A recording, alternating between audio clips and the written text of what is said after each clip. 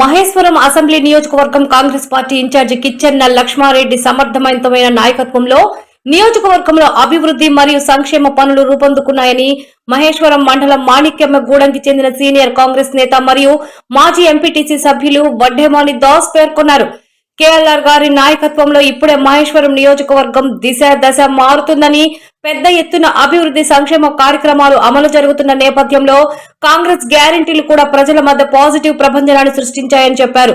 త్వరలో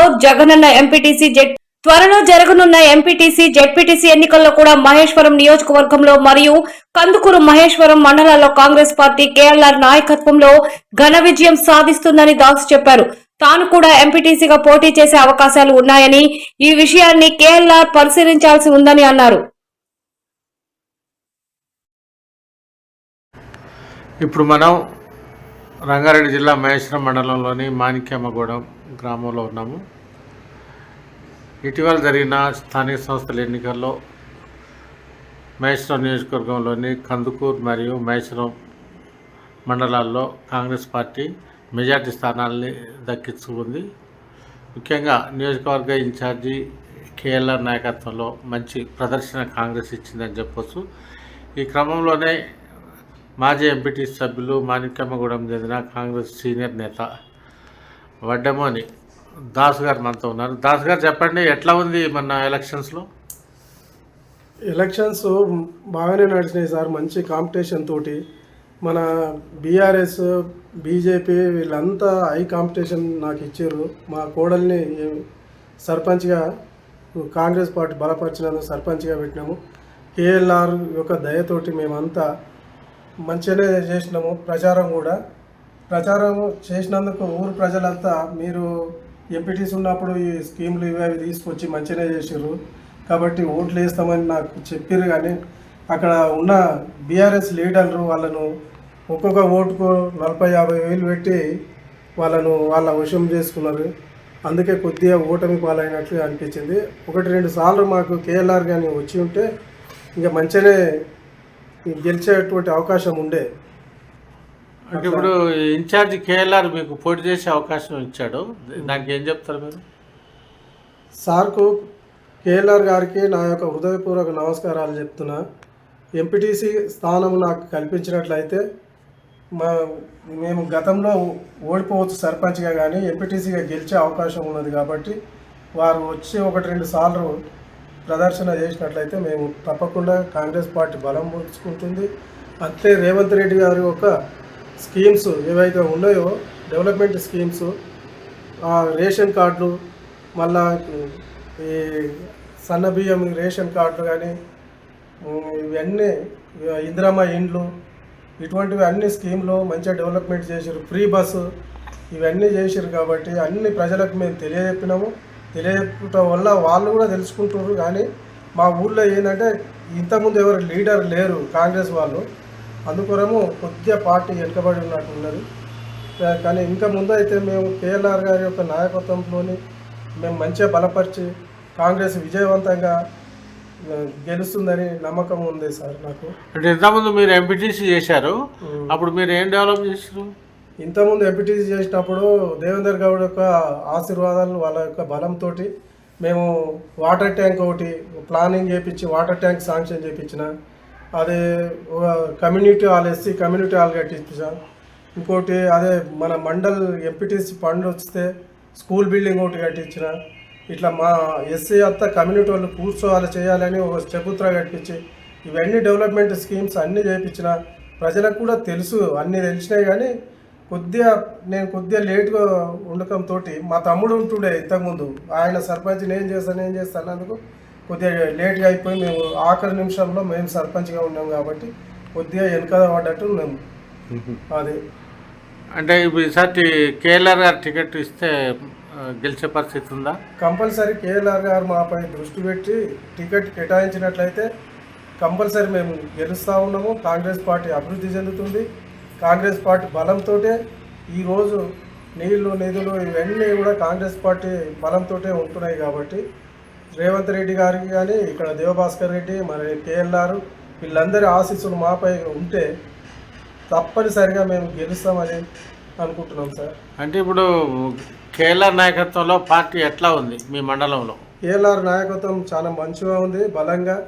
పార్టీ లేని కాడ మన ప్రజలనందరినీ మన పార్టీలో చేర్పించి మంచిగా బలం పుచ్చుకుంటుంది. ఈ విధంగా చేయటం వల్ల పార్టీ యొక్క అభివృద్ధి చెందుతుందని నేను కోరుకుంటున్నాను. అంటే ఈ అభివృద్ధి సంక్షేమ కార్యక్రమాలకు ఈ మండలంలో కేఎల్ఆర్ గారు సహకరిస్తారు సార్. చాలా మటుకు మాకు ఈ ఇండ్లు కానీ, ఇందిరమ్మ ఇండ్లకు కానీ, రేషన్ కార్డులు ఇవన్నీ ఇప్పడంలోనే ఎవరికైతే ఎంఆర్ఓకు, ఈ ఎంపీడీఓలకు వీళ్ళందరికీ ఫోన్లు చేసి మంచిగా ఈ డెవలప్మెంట్ ఇప్పించడానికి మాకు బాగానే సహకరిస్తారు. అంటే ఈ ముఖ్యమంత్రి పథకాలు పబ్లిక్లో ఎట్లా ఉంది స్పందన? పబ్లిక్లో చాలా బాగుంది సార్ స్పందన. అయితే ముఖ్యమంత్రి గారి పథకాలు, మన తెల్ల రేషన్ కార్డు, మన ఈ రేషన్కు సన్న బియ్యం, అట్లే మన ఏ ఫ్రీ బస్సులు, మళ్ళీ కరెంటుది 200 యూనిట్ల లోపు కరెంటుది, ఫ్రీ కరెంటు, ఇవన్నీ కూడా మంచి స్పందనతో మంచిగానే ఉంది పబ్లిక్కు. ఇటువంటి సేవ చేసే వాళ్ళు ఇంకా ఎవరు రాలేదు అని కూడా అనుకుంటున్నారు. రేవంత్ రెడ్డి పాలన చాలా బాగా ఉంది. అంటే ఇప్పుడు ముఖ్యంగా మహేశ్వరం అసెంబ్లీ నియోజకవర్గ కాంగ్రెస్ ఇన్ఛార్జి కేఎల్ఆర్తో ఇప్పుడు గెలిచిన సర్పంచ్లు, ఓడిపోయిన సర్పంచ్లు మీటింగ్ అయింది కదా. అంటే నెక్స్ట్ ఎలక్షన్స్ మీద ఎంపీటీసీ, జెడ్పీటీసీ, మున్సిపల్ మీద మరి ఉద్దేశం ఏంది కేఎల్ఆర్ గారి ఉద్దేశం ఏంటంటే పార్టీని మంచిగా అభివృద్ధి చేయాలి, అన్ని పోస్టులన్నీ మనం గెలవాలి, సంక్షేమ పథకాలన్నీ ప్రతి మనిషికి అందాలనే ఉద్దేశంతో మన పార్టీ బలోపేతానికి చాలా చాలా కృషి చేస్తూ ఉన్నాడు సారు కేఎల్ఆర్ గారు.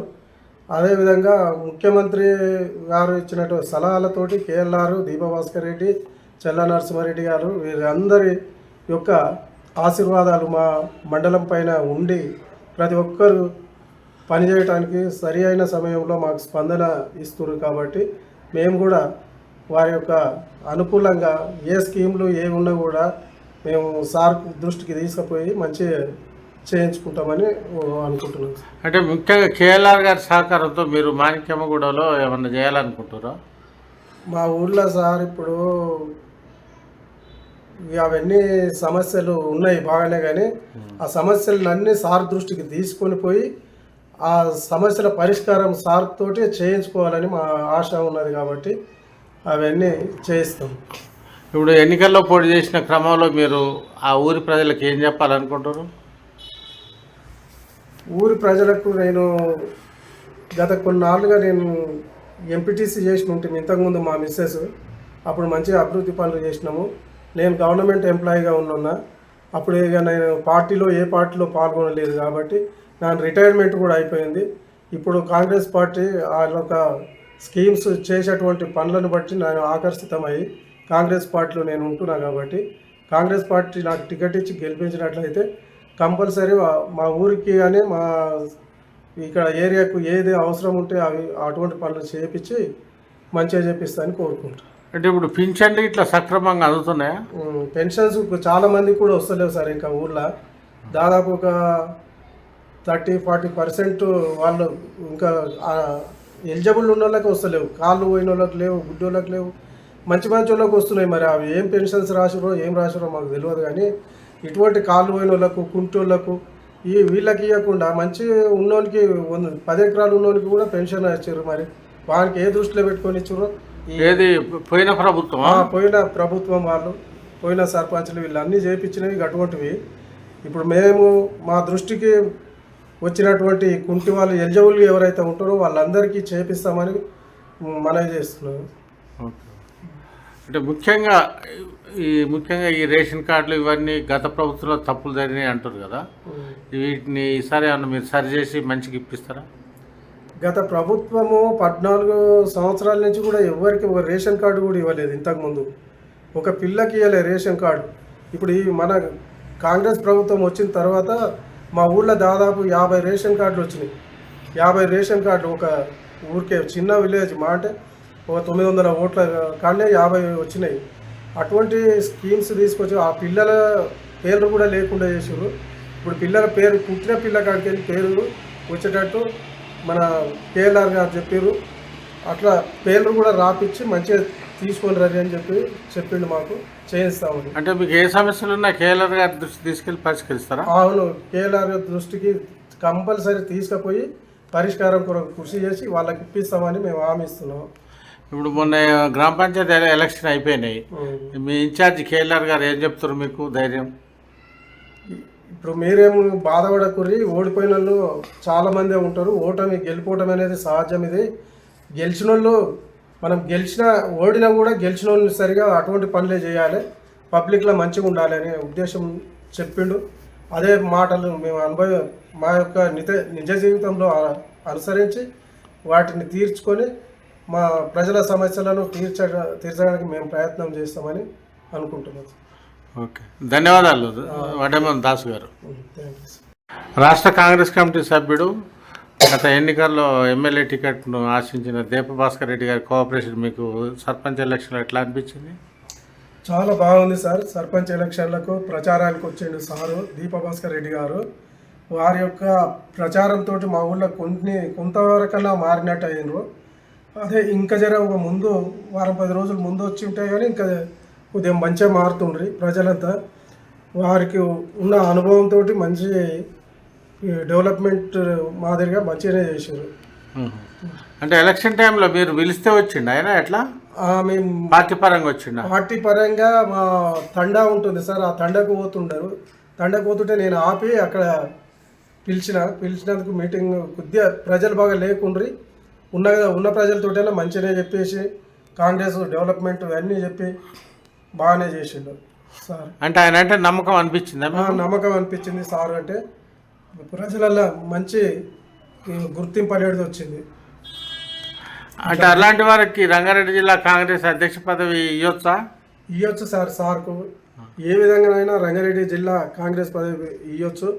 మా ఇందిరమ్మ ఇండ్లకు ఎవరైతే ముగ్గులు పోసుకొని ఇండ్లు కడుతున్నారో వాళ్ళందరినీ ఉండమని చెప్పిండు సార్. కానీ ఇక కొంతమంది ఉన్నారు, కొంతమంది లేరు. ఇక లేని వాళ్ళకు కూడా ఆ బిల్స్ కొద్దిగా అజ్జేద్దామని అన్నాడు. సరే, అవి ఏం చేయకపోయినా కూడా చౌరస్తా మీద మాట్లాడిండు. కొద్దిగా 5-10 నిమిషాలైనా మాట్లాడి చెప్పిపోయిండు. ఓకే, ధన్యవాదాలు దాస్ గారు. సో